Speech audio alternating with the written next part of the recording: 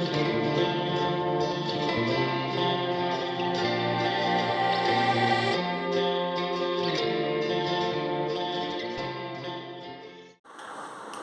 gente, tudo bem com vocês? Tô gravando aqui um vlog do Nome da Rosa, fazendo a abertura pra vocês com uma decoração de Halloween, por quê? A primeira parte, o primeiro take desse vlog, que já foi gravado há um tempão, eu acabei perdendo nos arquivos. Porque é muito arquivo que fica pra fazer editar muito vídeo, a gente acaba excluindo sem querer, e eu deletei. Ficou só o take 2, onde eu continuo falando do livro. Aí ficou sem a introdução. Então eu vou gravar aqui de novo pra vocês, já que eu tô fazendo os vídeos do Halloween, tá? Então a decoração ficou assim por isso, tá? Muito bem, gente.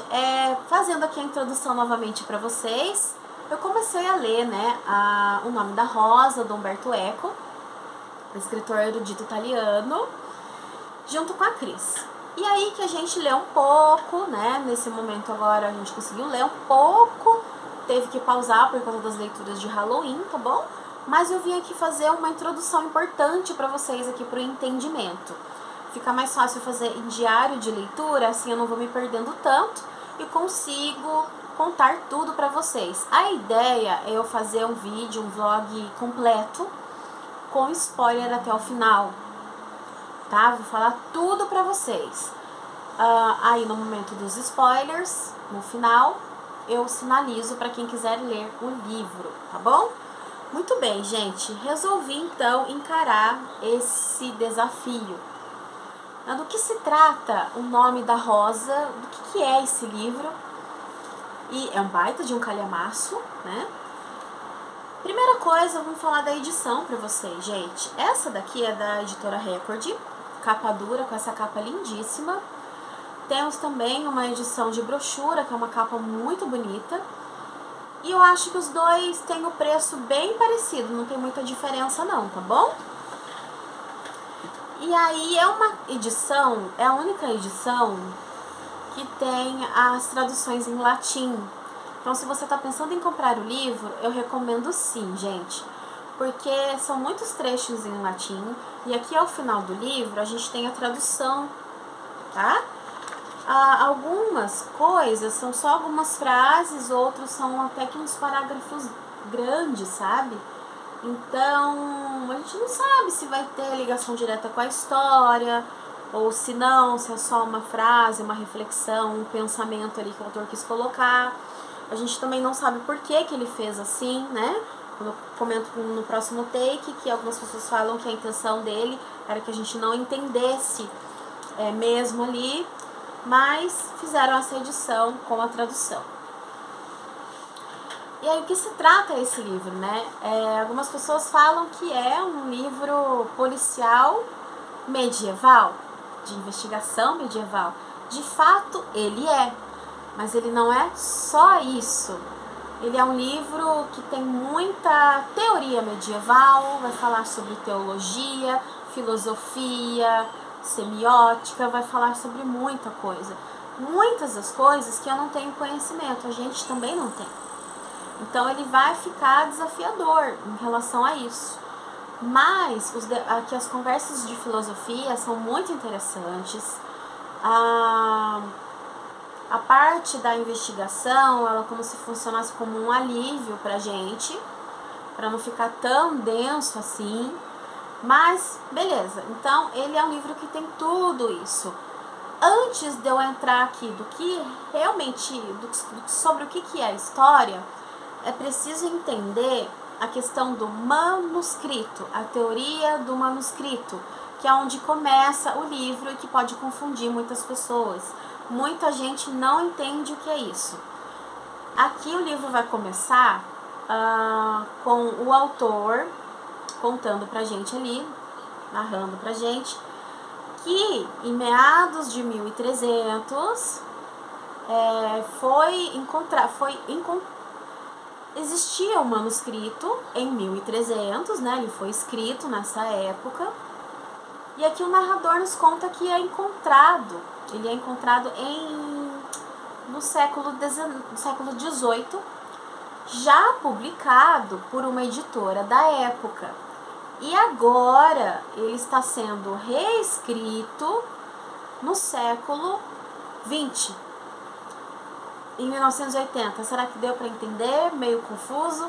Então, assim, é um manuscrito que foi escrito em 1300 por quem? Pelo Addison. Aqui no começo do livro não é o Addison que está narrando pra gente, é o autor. Foi o Addison, um dos personagens, é que escreveu esse manuscrito lá na era medieval. E esse manuscrito foi publicado no século XIX e aí ele está sendo reescrito no século XX, 1980. Deu para entender, gente? Então é isso. Aí sim, entendido isso, percebem que a gente tem assim 3 linhas temporais que tem conexão. É importante entender isso, tá? Beleza, aí agora a gente vai para o plot da história. Aí sim, que é a história que é contada pelo Addison. É ele que vai nos contar, tá bom? Quem é Addison? É o ajudante do frade franciscano, o Guilherme, que é quem vai chegar na abadia. Na verdade, ele chega na abadia por motivos políticos ali, ele vai meio que mediar os ânimos, tá rolando um desentendimento entre facções, etc. E ele vai com esse objetivo. Chegando lá, o Guilherme encontra uma série de assassinatos, né? Os monges estão sendo assassinados. Começa ali com um dos monges que ele é jogado da janela da biblioteca, ele é defenestrado, né? Eu aprendi esse termo aí nos True Crime da vida. Quando você é jogado da janela, você é defenestrado, que fala. E aí começa-se um grande mistério. E aí a gente tem algo de muito ruim que está acontecendo onde? Numa abadia. Alguém está tentando matar o monge. E aí a gente vai ter assim uma morte, né, atrás da outra, uma por dia. São 7 monges assassinados. Isso tem relação lá na frente com as 7 trombetas do Apocalipse e tudo mais. E aí a gente eles se deparam com uma série de crimes cometidos num local como uma abadia. E aí, gente, é onde se começa a entender ali que se trata de um crime cometido por um homem. A investigação é empírica, né? O frade Guilherme, ele tem a razão ali. Porque antes tudo era o demônio, tudo era força maligna. Mas não, é uma investigação com razão, ali, direta. Então, o Guilherme não é um policial, mas ele é quem vai fazer a investigação, né? E aí, enfim, aí vai. Então, basicamente é isso. E como o elemento principal aqui da história, a gente vai ter a biblioteca. Uma biblioteca gigantesca, com muitos e muitos exemplares. Nem todo mundo tem acesso, não é porque eles são monges, é que eles podem entrar a hora que quiser e pegar o que ele quiser, não. Eles estão ali, na verdade, esses monges, porque eles são copistas. Eles copiam os livros e fazem ilustrações. Então é um livro que vai retratar o cotidiano desses monges, a religião, como que funciona o interior de uma abadia. E essa biblioteca, na verdade, é um labirinto, né? O Umberto Eco, ele faz muito essa relação. E ele gosta muito de biblioteca. Meio que o coração dessa história seria... E o central dessa história é a biblioteca, tá, gente? E aí a história vai avançar. Então aí os crimes vão começar a acontecer. Então é um livro que vai falar sobre ele vai ter muitas passagens de filosofia, fala bastante sobre teologia. E aí até o autor, sobre a dificuldade, né, do texto, Umberto Eco é um dos teóricos da Itália. Então é um texto erudito. Ele fala aqui que esse livro ele fez para o leitor que conseguir passar da página 100. E se ele conseguir passar dessa página, esse livro foi feito para ele e ele vai ser recompensado por essas dificuldades no caminho.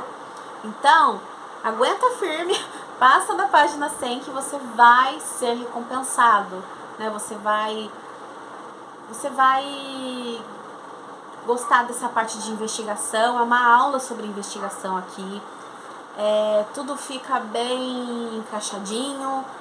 Agora, me parece que tem uma conclusão do nome, né, do livro, porque ele se chama assim. Vamos ver se eu vou ter alguma teoria sobre um título do livro. Daí eu conto pra vocês, tá bom?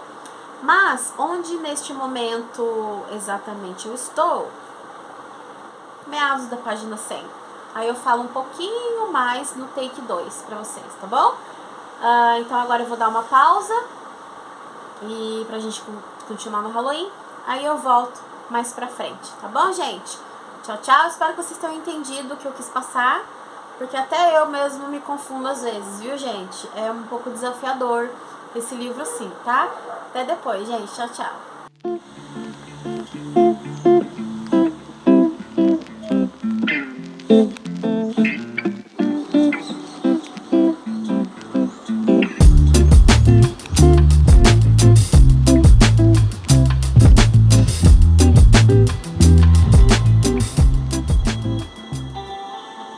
Gente, lembra que eu comentei com vocês com relação à biblioteca, que ela é muito importante aqui nessa história, os livros em si também. Olha só esse trechinho aqui que eu destaquei, ó. O livro é criatura frágil, sofre o desgaste do tempo, teme os roedores, as intempéries, as mãos inábeis. Se por séculos e séculos todos tivessem podido tocar livremente os nossos códices, a maior parte deles já não existiria.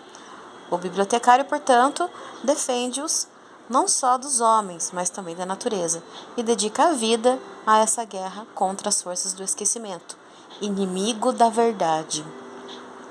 Olha aqui sobre a biblioteca. Ninguém deve, ninguém pode, ninguém querendo conseguiria. A biblioteca defende-se sozinha, insondável, como a verdade que abriga, enganadora como a mentira que guarda. Labirinto espiritual é também labirinto terreno. Poderíeis entrar e poderíeis não sair. E dito isto, quisera que vos adequasseis às regras da abadia. Não é porque é uma biblioteca que qualquer um pode entrar lá dentro e mexer nas coisas, sabe? É um lugar muito... não é de fácil, assim, acesso. Olá, gente! Cá estou aqui de novo. E, na verdade, gente, eu não avancei muito na leitura, como eu comentei com vocês no take anterior, porque vai começar o mês do Halloween, né? E eu comecei a ler os livros para trazer para vocês no canal, então, durante todo o mês do horror. Então, eu não consigo avançar muito na leitura, eu li pouca coisa. Hoje é dia 17 de setembro, eu estou na página 98 ainda do livro, né? E tem algumas coisas que eu não comentei com vocês, né? O livro, ele continua assim, ele é repleto de filosofia, de teologia, né? Tem algumas coisas, assim, muitas coisas, na verdade, que nós não temos conhecimento. Que nós não estudamos semiótica, né? A gente não tem conhecimento sobre muita coisa. Sobre a tradução e sobre essa questão do latim, realmente eu acho muito interessante uma edição dessa, gente, porque aqui no final, né, a Record, a editora, contratou uma tradutora para poder traduzir todos os trechos em latim. Então aqui no final estão os textos. Dizem, né, não sei, porque eu acho que não tem nenhum lugar, não mostra ele falando isso, mas dizem que era a intenção do Umberto Eco fazer com que a gente não entendesse mesmo aqueles trechos ali.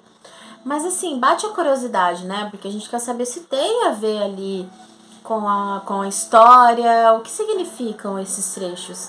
Então eu acho interessante, porque se, assim, você parar para você traduzir, procurar algum lugar que você possa traduzir esses trechos, é uma coisa que vai demorar demais, sendo que a gente já tem uma edição, né, como essa.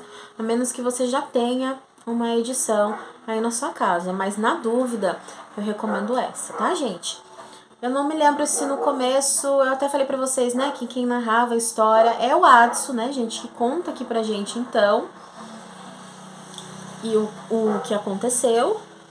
E também esqueci de comentar com vocês, lá no comecinho do livro, o que se dá a ida do Guilherme, do Frei Guilherme pra abadia, né, lá na Itália. É porque, na verdade, ele não é um policial, né, gente? Ele é um frade. Porém, ele tem habilidades ali, né? E uma outra curiosidade também que eu não falei pra vocês sobre o nome dos personagens, né? A gente tem aqui o Adson, que lembra muito, inclusive, o nome do Watson, que é o parceiro do Sherlock Holmes, e o próprio Frei Guilherme, ou Baskerville, né, que é o sobrenome dele, que ele é inglês, né, sobrenome Baskerville, que inclusive lembra quem, né, Sherlock Holmes. Então é uma duplinha ali que fica junta, que tem muito a ver com essa duplinha aí do Sherlock Holmes, tá? Então essa é uma coisa também que eu acabei esquecendo de comentar com vocês. E por que ele vai lá, né? Ele é um frei franciscano que acaba indo nessa abadia por motivos políticos, gente, que eu esqueci de falar pra vocês. Né? Naquela época existiam as duas facções que não se davam bem, estavam tendo conflitos. E a ida dele para essa abadia é justamente mediar um encontro ali amigável entre essas duas facções. Só que chegando lá, ele se depara com os crimes acontecendo. Uma outra coisa interessante também, que é bom eu falar para vocês, sobre essa biblioteca, né, que eu falei alguma coisa sobre. Essa biblioteca da abadia, gente, ela é imensa, ela tem muita coisa. E essa época aqui, a gente tá falando dos anos de 1300, né? Tinha muita coisa e que muita gente não podia ter acesso, né? Pra vocês terem uma noção, até os monges, eles eram copistas, né? A função deles era copiar e fazer ali os desenhos, as ilustrações. E também não era qualquer livro, você também não podia pegar qualquer livro. E também não era qualquer um que entrava lá. Então, era uma época nebulosa mesmo, né? No final da era medieval aqui, onde se tinha tudo quanto é título que vocês imaginam, era muita coisa sendo nova, sendo produzida, mas ninguém tinha acesso. Quem que tinha acesso? O maior poder? A Igreja Católica. Então era assim, era muita coisa nebulosa aqui. Então um crime que aconteceu dentro da biblioteca, como eu falei pra vocês, que é o grande centro ali do livro, um lugar onde quase ninguém pode entrar, o que esconde, né? Então além de fazer essa mediação lá entre as facções, a investigação, o Frei Guilherme ele também vai ali pra ver essa biblioteca, né, pra conhecer e tudo mais, tá bom? Bom, gente, por mais, eu vou dar uma pausa, né, pelos próximos semanas. Então, por hora, gente, eu vou dar uma pausa nas próximas semanas. Eu vou estar lendo, então, os livros do Halloween. Depois eu volto com o vlog desse livro aqui, tá bom? Tchau, tchau, gente. Até o próximo take.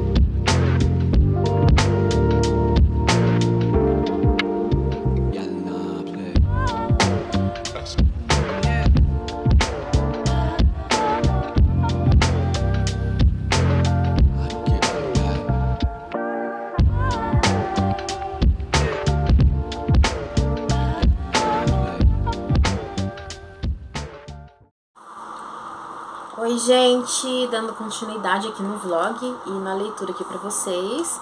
Eu não sei se eu falei lá no comecinho do vlog que esse diário de leitura vai ser com spoiler, tá? Spoiler total, vou contar toda a história pra vocês, tá bom? Gente, e mais pra frente, lógico, porque eu não me lembro praticamente nada do filme, me lembro uma cena ou outra. Uma cena daqui eu lembrei que tem aqui, mas vai ser novidade pra mim, vou relembrar tudo de novo. Daí eu vou assistir o filme e aí no final eu faço a comparação do livro e filme pra vocês, tá?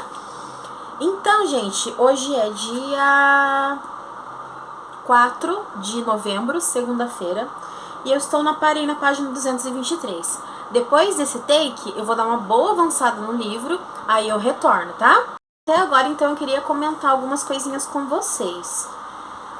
Eu não me lembro, eu acho que eu não comentei, também acabei esquecendo, que o Guilherme, ele foi inquisidor.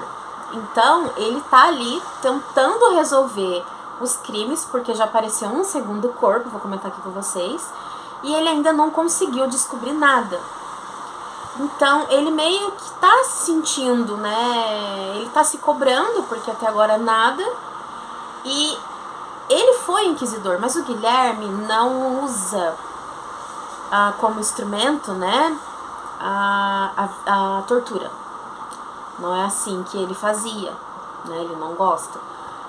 Então, a gente tem outros inquisidores ali muito mais que utilizam o instrumento de tortura, são muito cruéis, etc. E se ele não resolver isso, eles vão acabar chamando outros inquisidores, né? E aí o método, que a gente sabe, não vai ser brando. Então não é isso que eles querem. Então o Guilherme também se cobra para tentar descobrir logo o máximo possível sobre o que está acontecendo. Também não comentei com vocês que os capítulos, gente, eles são assim, ó. Primeiro dia, né? Daí vem o capítulo, o segundo dia, terceiro dia. Cada dia, um monge vai ser assassinado, tá? Então, assim, dentro desses dias, né, desses capítulos, a gente vai ter assim, ó, não tá escrito o horário, de manhã, tal hora, à tarde, tal hora, não. A nomenclatura desse livro é o seguinte, ó, ele tá aqui logo no começo e a gente fica um pouco perdido, aí volta lá e eu acabo anotando do lado para saber o horário que as coisas acontecem, porque vai relatando pra gente tudo que acontece muita coisa, muitos diálogos, né, ao longo do dia, madrugada, afora. Então, assim, quando tá escrito matina, significa que é um horário entre 2h30 e 3 da manhã. Laudes significa entre 5 e 6 horas da manhã, de tal modo que termina quando clareia o dia. Prima é em torno das 7h30, pouco antes da aurora. Terça, por volta das 9 horas. Sexta, meio-dia, ali, horário da refeição. E nona, que significa entre 14 e 15 horas. Então, essa é a nomenclatura para você se situar. Aí tem as vésperas, que é em torno das 4h30 da tarde ao pôr do sol. E completas, que é em torno das 18 horas. Até as 19, onde os monges se recolhem. Então é assim, daí a gente vai se acostumando o que horário que acontece, tal capítulo, né? Não sei que lá, nona, no segundo dia, pra gente não ficar tão perdido assim, tá bom? Porque acontecem coisas aqui de madrugada a todo momento. Pois bem, gente, falando dessa parte da Inquisição, eu até marquei algumas coisas aqui. Até onde ali, então, já apareceu o segundo corpo. E eu lembro dessa cena no filme porque ele é encontrado de pé, de cabeça para baixo, numa vasilha, né, falado aqui, né, como se fosse um barril, uma vasilha cheia de sangue. Então eles discutem ali, será que ele acabou com a própria vida? Será que alguém o matou, só que em outro lugar e acabou deixando o corpo ali? E eles acabam criando teorias, aí entra nessa parte da investigação de novo. Será que ele cometeu o crime na biblioteca e não quer que ninguém tenha acesso à biblioteca porque tem coisa na biblioteca? Então tudo isso aqui é falado nessa parte de investigação. Então a coisa tá ficando feia, né, gente? E aí, eu fiz algumas anotações aqui, vou mostrar pra você. Tem algumas passagens aqui, que até então eu cheguei, que fala bastante sobre o período da Inquisição. E é um assunto bastante complexo para você que gosta de história, que já estudou sobre o assunto. É um assunto muito complexo, né, que não dá para ficar falando mesmo da resenha do livro, porque o Umberto Eco, ele era um profundo conhecedor da Idade Média. Então, assim, são muitos assuntos complexos. E a Inquisição, inclusive a gente fala a Inquisição, mas são várias Inquisições, lugares diferentes, maneiras diferentes, né? Aqui, uma que a gente conhece bastante é do caso das bruxas de Salem. Então ele vai falar sobre as Inquisições nesse livro, como que é feito, a origem, o porquê, né? Quando fala no período da Inquisição, a primeira coisa que vem na nossa cabeça são as torturas mesmo, né? Contra os hereges, pessoas que morriam na fogueira e tudo mais. Tudo isso é falado aqui, só que na verdade é um tema muito, mas muito complexo. Então, isso é um dos principais assuntos desse livro. E aqui, daí eu coloquei assim até, ó, mostra as múltiplas facetas da Idade Média. É um livro que vai ocorrer na Idade Média. Umberto Eco é um profundo conhecedor, estudioso da Idade Média. A gente sempre assim, principalmente na escola, né? A gente aprendeu lá o período clássico, a Idade Clássica, aí bem ali no meio, a Idade Média e a Idade Moderna. Mas a Idade Média, ela é muito complexa e ela não é heterogênea, ela tem múltiplas facetas. E esse livro trata isso bem profundamente. O autor ele estudou bastante além dele ser conhecedor. Então vocês percebem que tem muitos assuntos variados, porque a Idade Média tinha múltiplas facetas. Então ele vai falar sobre a Inquisição, a gente vai conhecer as intrigas, né? Eu até anotei aqui, as disputas de poder, seitas heréticas, a igreja. Aqui tem uma passagem também sobre a discussão se a igreja deveria ser rica ou pobre. Outra coisa também muito importante é sobre a detenção do conhecimento. Aqui vai ter umas passagens que fala sobre os livros que tem na biblioteca da abadia. São livros muito antigos que quase ninguém tem acesso, até mesmo os monges. Os monges ficam fazendo lá, né? Eles são copistas, né? A gente não tinha computador, né? Não tinha impressora, não tinha nada disso. Eles ficam lá copiando os livros e também desenhando, mas não é qualquer livro que eles têm acesso. Então eu passei por uma passagem aqui que fala o porquê de deter esse conhecimento, porque que a igreja detém esses livros. Então vai falar muita coisa aqui, que não é, que o conhecimento, esses livros eles são retidos ali para estudos, mas não é qualquer um, e não para prática, e que não deveria ser de conhecimento de todo mundo. Que a ciência, ela é uma dádiva, mas também que ela é de Deus, mas que nem tudo aquilo é. É uma profunda discussão sobre isso, sabe? E aí também, eu passei por um trecho aqui, que fala, que é um dos assuntos também desse livro, é o riso. Quando alguém falar de O Nome da Rosa pra vocês, vai acabar falando sobre isso. Né, que Deus, eles falam aqui que Deus, ele não ria. Né? O que é essa teoria de riso? Eu vou fazer a leitura para vocês do trechinho. Tá falando aqui com o Jorge. O Jorge é complicado, muito rígido, bem complicado mesmo. Aí ele fala assim, ó, falava-se do riso, disse Jorge secamente. As comédias eram escritas pelos pagãos para levar os espectadores ao riso, e nisso faziam mal. Jesus, nosso Senhor, nunca contou comédias nem fábulas, mas apenas límpidas parábolas que nos instruem alegoricamente sobre como alcançar o paraíso.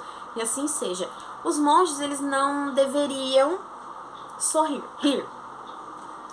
Pergunto-me, disse Guilherme, por que sois tão contrário a se pensar que Jesus alguma vez riu? Acho que o riso é bom remédio, como os banhos para curar os humores e outras afecções do corpo, em especial a melancolia. Aí vem o Jorge, os banhos são coisa boa, etc. É aconselhável para remover a tristeza. Quem nunca melhorou o humor, um estado emocional ruim, depois de um banho, né, gente? Então aqui fala que isso é bom e tal.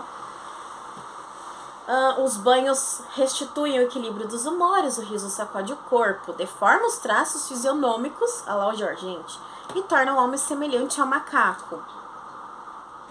Aí o Guilherme diz, os macacos não riem, o riso é próprio do homem, é sinal de sua racionalidade. Aí o outro lá, também a palavra é sinal da racionalidade humana, e com a palavra se pode blasfemar contra Deus. Nem tudo que é próprio do homem é necessariamente bom. O riso é sinal de estultice. Quem ri não acredita naquilo de que está rindo. O riso é daquilo que está rindo, mas tampouco o odeia. Portanto, rir do mal significa não estar disposto a combatê-lo, e rir do bem significa desconhecer a força com a qual o bem é difusivo de si. Por isso a regra diz que o 10º grau da humildade é aquele em que o monge não está sempre pronto a rir, porque está escrito. Aí tem uma frase aqui em latim e tal. Aí tem um trecho aqui, porque o... Então, basicamente é isso, gente. O monge é a teoria do riso. Eu acho que vai aparecer mais pra frente, daí eu comento com vocês também. Agora eu vou ler pra vocês um trechinho sobre as 7 trombetas do Apocalipse. Lembra? Ó, eu achei outro trechinho sobre o riso lá. Né? Mas por que o Evangelho nunca diz que Cristo ria? Perguntou o Adson, tá? É o Adson que tá falando. Eu perguntei, sem nenhuma boa razão. O que Jorge diz é verdade? Ele perguntando pro Guilherme. Aí o Guilherme fala, legiões já se perguntaram se Cristo riu ou não. A coisa não me interessa muito. Acho que nunca riu, porque o onisciente, como devia ser o Filho de Deus, sabia o que faríamos nós, cristãos. Mas eis que chegamos. Agora deixa eu colocar ali pra vocês, onde eu queria ler o trechinho sobre as 7 trombetas. Vamos lá. Olha só. Diálogo. Por que as 7 trombetas? Tem um homem aqui que ele tá meio... Parece que ele tá meio lelé da cuca, sabe? Ele começa a falar umas coisas estranhas. Aí ele toca no assunto das 7 trombetas. Aí ele fala assim pro Guilherme, ó. Não ouviste como morreu o outro moço, o miniaturista? O primeiro anjo soprou a primeira trombeta e dela saiu granizo e fogo misturado a sangue. Esse é o primeiro homem que morreu. E o segundo anjo soprou a segunda trombeta e a terceira parte do mar virou sangue. Não morreu no mar de sangue o segundo moço? Lembra que ele foi encontrado lá de pé dentro da vasilha? Barril, sei lá o que é. Cuidado com a terceira trombeta. Isso que o homem disse, o homem tá delirando aqui. Morrerá a terça parte das criaturas que vivem no mar. Deus está nos punindo. O mundo em torno da abadia está infestado pela heresia. Contaram-me no trono de Roma está um papa perverso que usa as hóstias para práticas de necromancia e com elas alimenta suas moreias. E aqui, alguém violou a proibição, rompeu os selos do labirinto. Aí ele quis dizer, aqui ó, eu ouvi, todos sussurraram que o pecado entrou na abadia. Então assim, o pecado existe ali, a homossexualidade existe ali entre os monges. Isso é uma outra questão do livro que o autor ele estudou bastante esse período, então ele vai falar sobre a homossexualidade, essa questão dentro das abadias, né, de que esses monges eram punidos e então eles ficaram em abadias mais isoladas. Porém, todos que eram acusados de sodomia e homossexualidade, eles ficavam nessas abadias juntos. Então, assim, obviamente que vai acontecer coisas, né? Então, aconteciam. Então, tinha essa questão também, entre outras coisas. É como se eles tivessem, esses crimes fossem uma punição por tudo aquilo que eles estivessem fazendo de errado. E aí o Guilherme fica com aquilo na cabeça das 7 trombetas. né? A gente já sabe que tem a ver, realmente. Mas agora a gente vai pro terceiro crime. Agora eu vou dar uma pausa no vlog e eu vou adiantar bastante o livro e eu volto. Gente, resumidamente, é um livro bastante teórico, que a parte de investigação realmente é um alívio. Ele vai falar muito sobre religião, muita coisa que acontecia naquela época que a gente não tem conhecimento. Como eu falei pra vocês, é um livro de... esse período medieval é de múltiplas camadas e ele coloca muito isso aqui. Uma das coisas também importantes desse livro é como funciona uma abadia, né? A parte interna, que é uma comunidade. Como que funciona ali o scriptorium, acho que é assim que fala, scriptorium, que é o local onde eles ficam escrevendo, né, os copistas ali. Eles ficam boa parte do tempo. Então, como que é o dia a dia, é uma comunidade mesmo, tá? Então, assim, é um livro muito rico, como vocês podem perceber. Então, agora, gente, eu vou avançar bem mais, depois eu volto, senão o vlog vai ficar gigantesco, tá bom?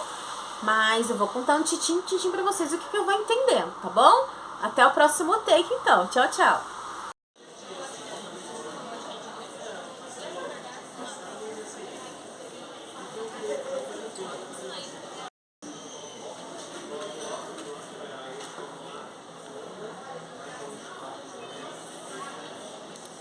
Gente, olha só. Como historiador também, né, o autor colocou aqui no livro, a partir da página 259, no terceiro dia, capítulo terceiro dia, depois das completas. Ele vai contar a história do Frei do Sino. Então, assim, como estudioso, né, como ele estudou muito bem, ele colocou um fato histórico aqui muito importante, num diálogo aqui do Bertino conversando com o Adson. O Adson pergunta para ele a história do Sino, né, que ele foi acusado foi um frei acusado de heresia e foi condenado junto com a mulher dele pela Inquisição, e foi aquela coisa. Então ele vai contar toda a história aqui pra gente. Também desde o começo, tudo o que aconteceu, né, até a condenação em si, como é que foi.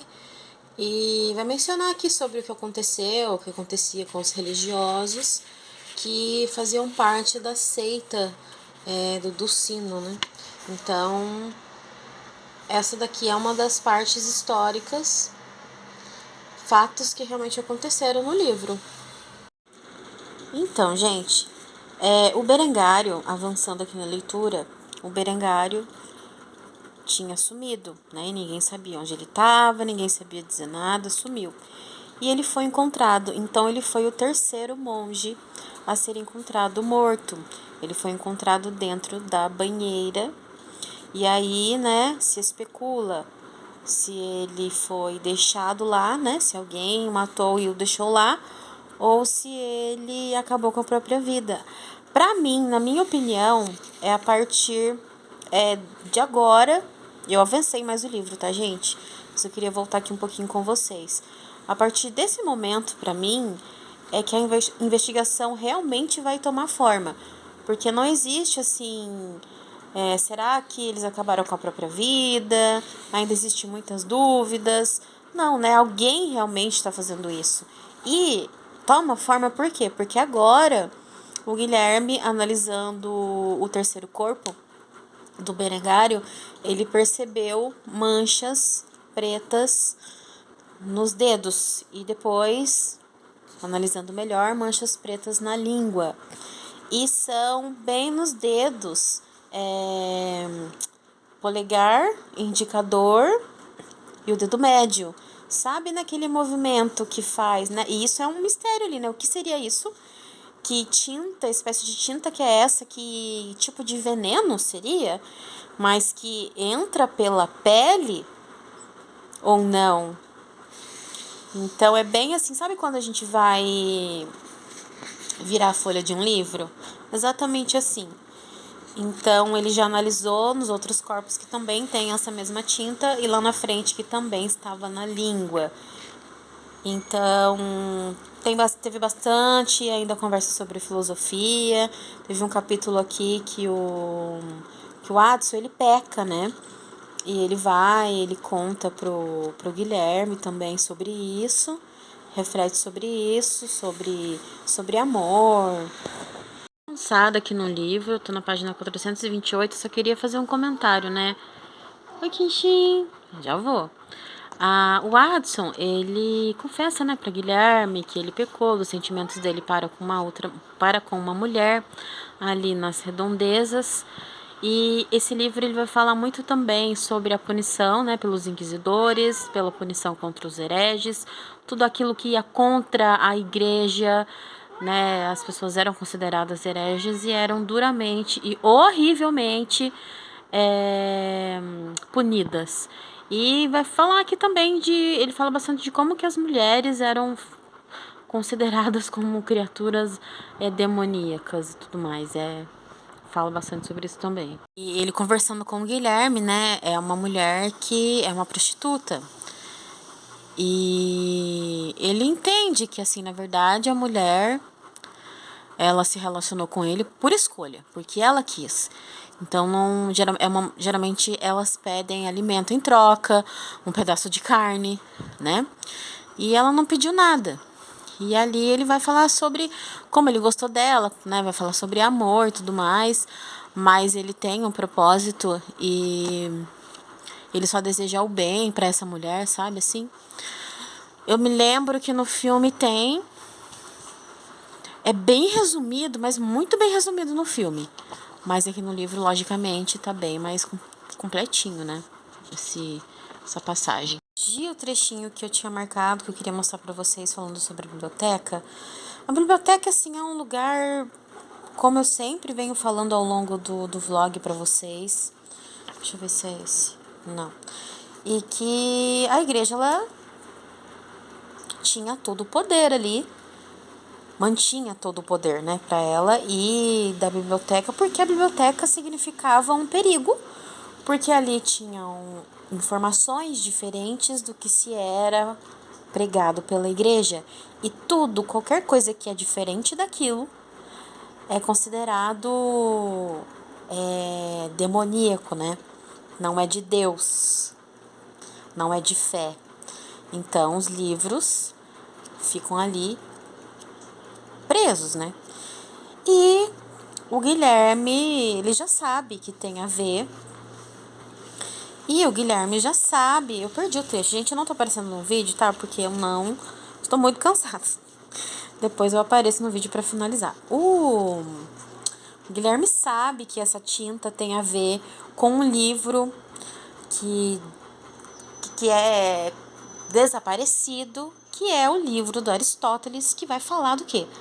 Da teoria do riso, onde ele fala que o riso, na verdade, é algo do ser humano, né, que prova a racionalidade dos humanos e que isso tem ligação com a felicidade, etc.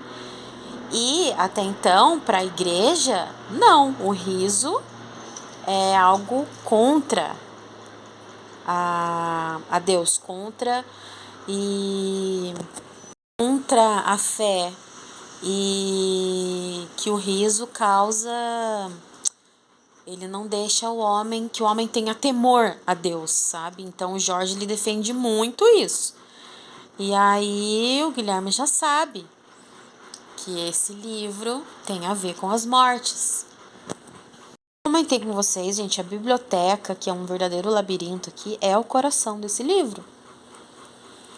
É fundamental. Então, assim,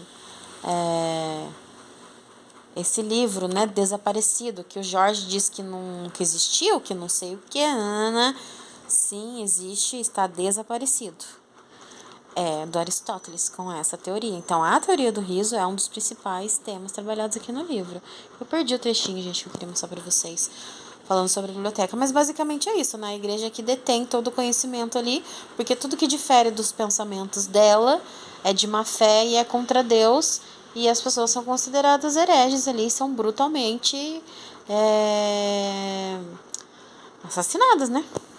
Pelos inquisidores cruéis.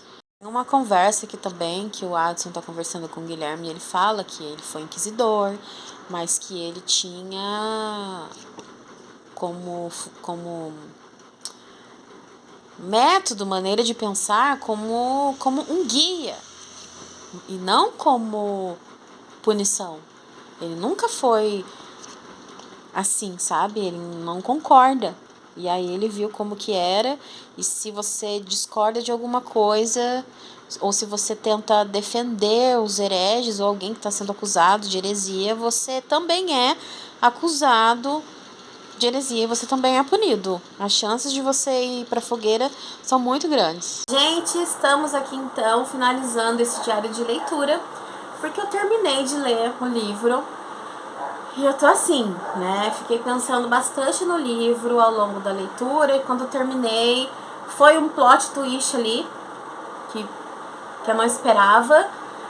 Fui enganada da mesma maneira, fui induzida a acreditar em algo, assim como o Guilherme foi. Vou comentar aqui com vocês. E, gente, que livro! Como eu coloquei lá no Scooby, ele é inebriante. Ele é maravilhoso, ele é perfeito.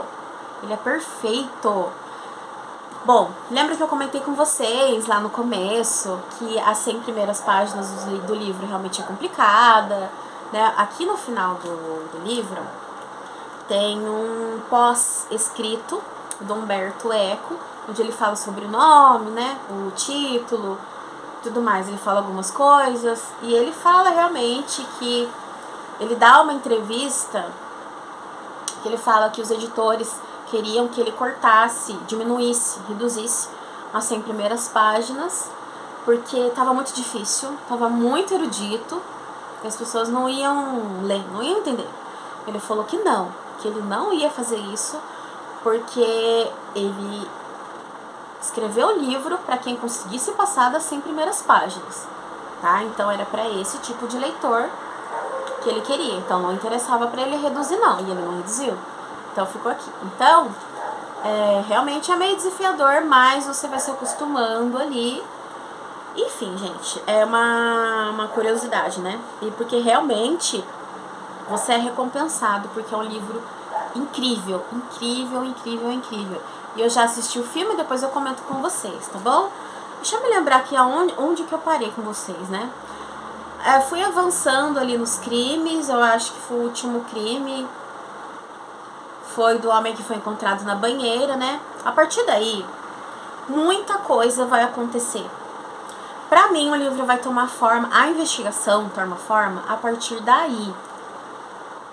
Que daí o Guilherme percebe, né? Já comentei também sobre a mancha nos dedos e na língua. Que daí ele descobre que aquilo ali é um veneno. E aí vai, gente. Lembra que eu comentei com vocês da questão das trombetas, 7 trombetas do Apocalipse? Que é um personagem ali que ele que tá delirando, né, ali durante a história. E desde o começo, desde a primeira morte, ele fala que tem relação. E o Guilherme, desde o começo, fala, né, que não tem nada de sobrenatural ali, e sim é algo racional, que foi um homem, não tem nada a ver com uma força sobrenatural. E esse personagem que tá delirando ali, ele fala, e realmente combina muito bem o que fala as 7 trombetas do Apocalipse com o que acontecem com os monges. Realmente o que me levou a acreditar, e o Guilherme também. Olha só, né, que é o Alinardo de Grota Ferrata. Que ele tá delirando ali, ele fica falando, vai tocar a 4ª trombeta. E, cara, e faz sentido. Então você é induzido a achar que tem uma pessoa, né, não é demônio, não é nada. É uma pessoa que tá usando ali as 7 trombetas, o que elas dizem, e matando os monges com relação a isso. Que tipo de pessoa faz isso, né? Porque assim, quando o primeiro homem morre, né, que cai lá da janela, é jogado, vou comentar com isso com vocês lá na frente. É durante uma tempestade, né? O que diz na primeira trombeta do Apocalipse? Que ela fala de uma chuva de granito. E o homem cai lá de cima e se esborracha tudo lá nas pedras, numa tempestade. A segunda trombeta fala o quê? Diz que o mar virará sangue e que as criaturas morrerão nesse mar de sangue. O que acontece com o monge? Ele é encontrado de cabeça para baixo, né, numa vasilha enorme de sangue. Ele é encontrado ali afogado no sangue. Mas na verdade ele já estava morto, né? Ele foi colocado lá. E aí vai, gente, e tudo assim, combina. Mas depois a gente vai descobrir que não tem nada a ver com isso. Porque a gente vai descobrir lá na frente o verdadeiro criminoso. Seria interessante que o Guilherme acreditasse que tem a ver com as trombetas, mas não tem. Gente, o verdadeiro assassino desse livro, ele não é o único responsável por todas as mortes, mas ele é responsável por 3 das mortes dos monges envenenados. Mas ele é uma cabeça diabólica, é um fanatismo tão grande que a gente fica assim, passada quando você termina de ler o livro, assim, sabe? Você fica de boca aberta o nível de maldade, de manipulação desse homem. E ele acha que ele tá certo e que ele tá fazendo certo. É uma pessoa, é o próprio capiroto ali dentro. Que é nada mais, nada menos que o Jorge, que é o que controla toda a biblioteca, que é o ancião da abadia. E eu acho que ele é o homem mais velho. Ele é o homem mais velho, um dos mais velhos. Ele tem 80 anos, é cego. Já é cego desde os 40 anos de idade. Então é ele que detém todo o controle da biblioteca. E é ele que tretava lá, que teve um atrito com o Guilherme sobre o riso. Ele não permitia que os monges rissem dentro do escritório, né? Porque isso aí era contra o riso, o divertimento, acaba contra a fé, assim, dá margem a dúvidas da igreja. Eu marquei aqui assim, ó, que o Jorge, né, cego, ele é uma homenagem ao Jorge Luiz Borges, que o autor até fala no finalzinho ali do livro pra gente, né, ele fala assim: biblioteca mais um cego só poderia dar Borges. Então, gente, o culpado ali, na verdade, o maior culpado, mas não de todos, é o grande guardião da biblioteca, esse Jorge. Ele é culpado, como eu falei pra vocês, de pelo menos as 3 mortes. O primeiro, gente, o homem, ele realmente se jogou lá de cima. Ele acabou com a própria vida. Porque parece que ele ficou muito perturbado devido aos favores sexuais, né, que ele ofereceu ao Berengário. E aí ele ficou doido das ideias e se jogou lá de cima. Aí 3 dos monges foram por causa de envenenamento. Por quê? Eu vou ler esse trechinho pra vocês aqui no livro. Olha só, o Guilherme tá conversando com o Jorge. Ele já descobriu, né? Ele fala assim. Aí o Jorge fala assim pra ele: vamos, lê e floreia. O Jorge dá o livro perdido de Aristóteles, que é o livro que está com veneno. É o livro que fala sobre a teoria do riso. Ele dá pro Guilherme e fala: você merece, top. Aí ele fala assim: vamos, lê, floreia. Tu mereceste. O Guilherme riu e parecia até divertir-se. Daí ele fala assim, ó: então não é verdade que me consideras tão arguto, Jorge? Tu me pode ver, mas estou de luvas. Com os dedos assim tolhidos, não consigo separar as folhas umas das outras. Deveria fazê-lo com as mãos nuas, umedecer os dedos na língua, como o que me aconteceu fazer de manhã no escritório, de modo que de repente também esse mistério se me tornou claro, e deveria continuar folheando, assim que uma boa dose de veneno passasse para minha boca. Falo do veneno que um dia, há tempos, roubaste do laboratório de Severino, talvez já então preocupado por me teres ouvido, por teres ouvido alguém no escritório manifestar curiosidade sobre o Finis Africae, que é o livro do Aristóteles, sobre o livro perdido do Aristóteles, ou sobre ambos. Olha só, quando ele começa a ouvir murmurinhos de que esse era um livro que era dito como perdido, e o Jorge falava: não existe, nunca existiu, não sei o que, existe, estava com ele. Quando ele começa a ouvir burburinhos, ele se sente ameaçado, sente que aquilo ali ameaça a igreja. Então ele começa com esse plano diabólico. Creio que guardaste a ampola por muito tempo, deixando para fazer uso dela quando tivesses percebido algum perigo. E o percebeste há alguns dias, quando Venâncio chegou perto demais do tema desse livro. E Berengário, por leviandade, por gabolice, para impressionar Adelmo, revelou-se menos discreto do que esperavas. O Berengário, o Adelmo que caiu lá de cima, que se jogou, lá de cima, ele fazia favores sexuais para Berengário. Berengário, então, acaba pegando esse livro em troca de favor ali. E o Berengário, por curiosidade, vai acabar sendo envenenado. Então vieste e armaste a tua cilada, bem a tempo, porque algumas noites depois de Venâncio penetrou aqui, roubou o livro, folheou com ansiedade, com voracidade quase física. Sentiu-se mal logo depois e correu buscar ajuda na cozinha, onde morreu. Estou errado? Aí o Jorge tá congelado lá, ele fala, não, continua. O Guilherme, o resto é simples. O Berengário encontra o corpo de Venâncio na cozinha, teme que daí tenha origem uma investigação, porque na verdade Venâncio estava à noite no edifício, uma consequência de sua primeira revelação a Adelmo. Não sabe o que fazer, carrega o corpo nas costas e o mete na talha de sangue, achando que todos ficariam convencidos de que tinha se afogado. Aí o Jorge, e como sabes que aconteceu assim? Guilherme, tu sabes também. Vi como reagiste quando encontraram um pano sujo de sangue na cela de Berengário. Com o pano aquele imprudente tinha limpado as mãos após ter enfiado o Venâncio no sangue. Mas uma vez que desaparecera, Berengário só podia ter desaparecido com o livro, que agora também o deixara curioso. E tu esperas que o encontrassem em algum lugar? Não ensanguentado, porém envenenado. O resto está claro.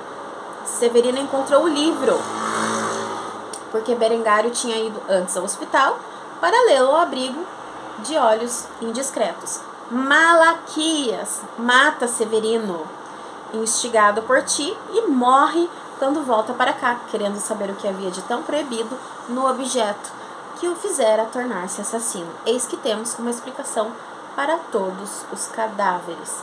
E aí vai, gente. Então, assim, foi tudo calculado. Os 3 foram mortos diretamente pelo Jorge. E outros foram mortos por curiosidade, por roubo, em consequência da própria investigação também. Vocês percebem? O Jorge é tão louco, ele é tão fanático, que ele acha que ele estava certo. Ele fala assim, ó, eu não matei ninguém. Todos caíram seguindo o seu próprio destino, por causa dos seus respectivos pecados. Fui somente um instrumento.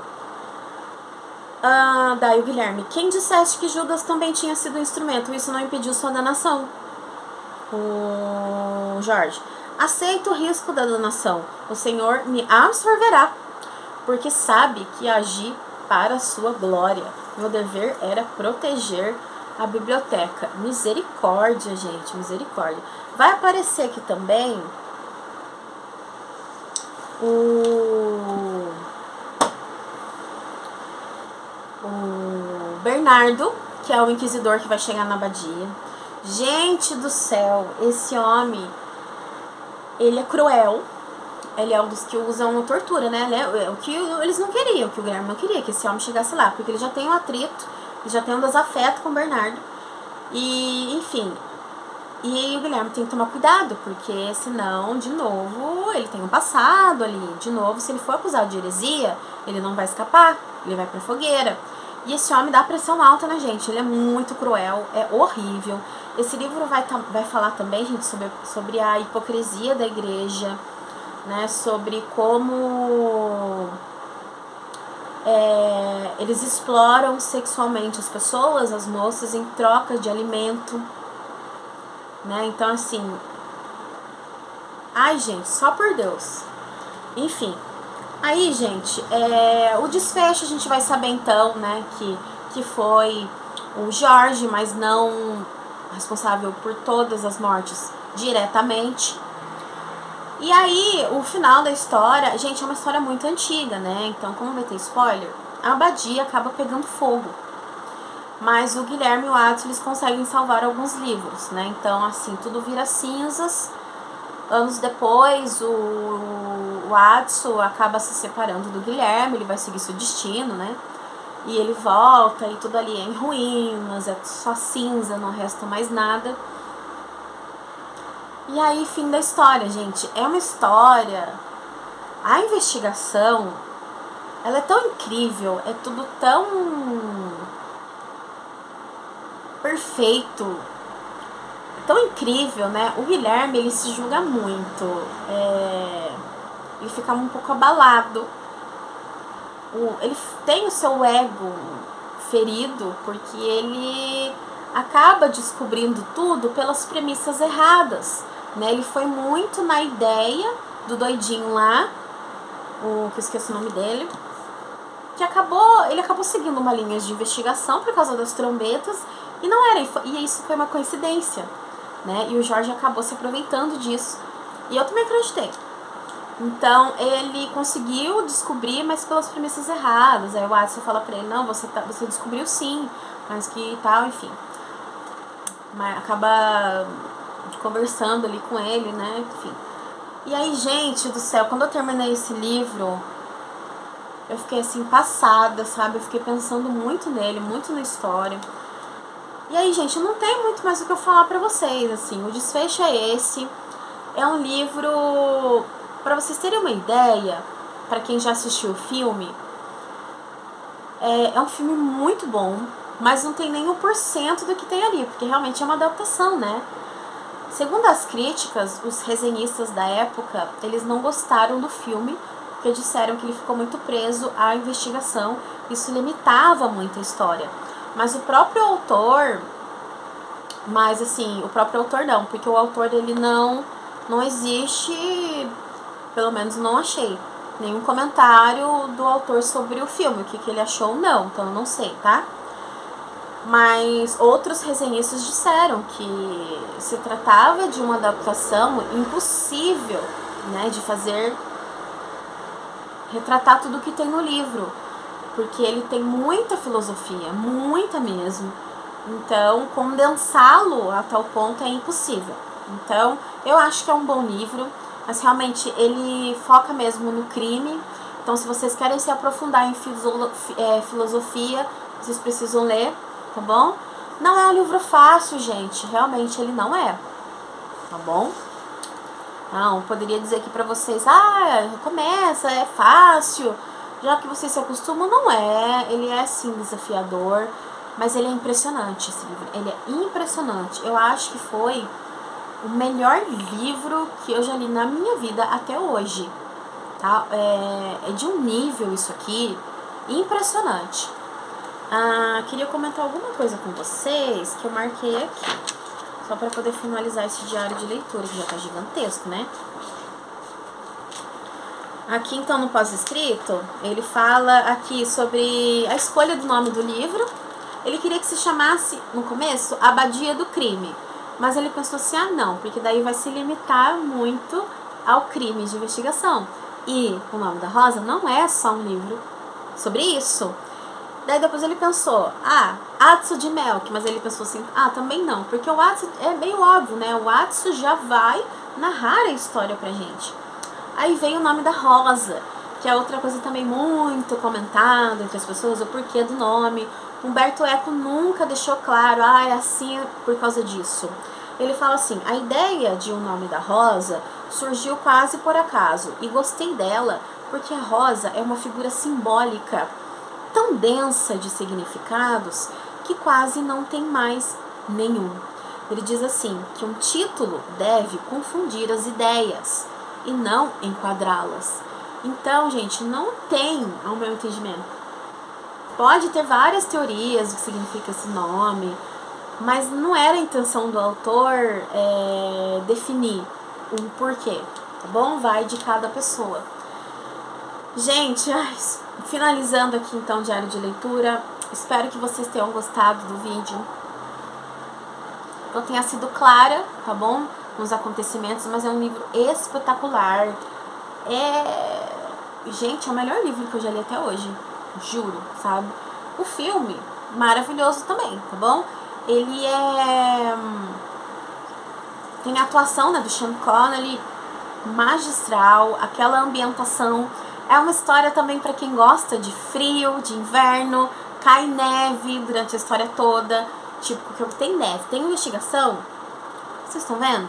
Então assim, gente, espero que vocês tenham gostado dessa jornada incrível. Foi o melhor livro que eu li esse ano, o melhor livro que eu já li na minha vida, acredito. Um grande livro mesmo. E olha, esse livro aqui, eu sei que ele tá caro, não é barato, tá? Mas eu falo pra vocês, vale a pena cada centavo. A edição de brochura, ela é igualzinha, tá? Só que essa aqui é capa dura, tá bom? Mesma coisa, tem os trechos de latim, é traduzido de latim, ok? Então, gente, eu vou ficando por aqui. Comentem aqui embaixo se vocês pretendem ler ou não, se vocês assistiram mais pra ver qual que era da história. Ah, eu nunca vou ver não, Paty, eu vou ver o filme mesmo, tá bom? Mas se vocês quiserem se aprofundar, gente, assim, é um livro de 1980. Vocês têm noção? Quando eu tava lendo o livro, parece um livro antigo. É um livro que vai te levar também para o interior da abadia. Tem um trechinho também, numa entrevista, que ele fala que, principalmente por causa desse começo desse livro, né? Ele quer que o leitor, ele fala assim, o leitor, para merecer esse livro, para merecer essa experiência, ele vai entrar dentro da abadia. Ele vai viver aquilo. E é exatamente isso, parece que você tá lá dentro. Gente, quando eu parava pra pensar, gente, é um livro de 1980. Não parece? Comentem aqui embaixo se é isso ou não é quem leu o livro, tá bom? Gente, vou ficando por aqui, já falei demais. Ficou enorme esse vlog, tá bom? Até o próximo vídeo. Comentem aqui embaixo. Tchau, tchau.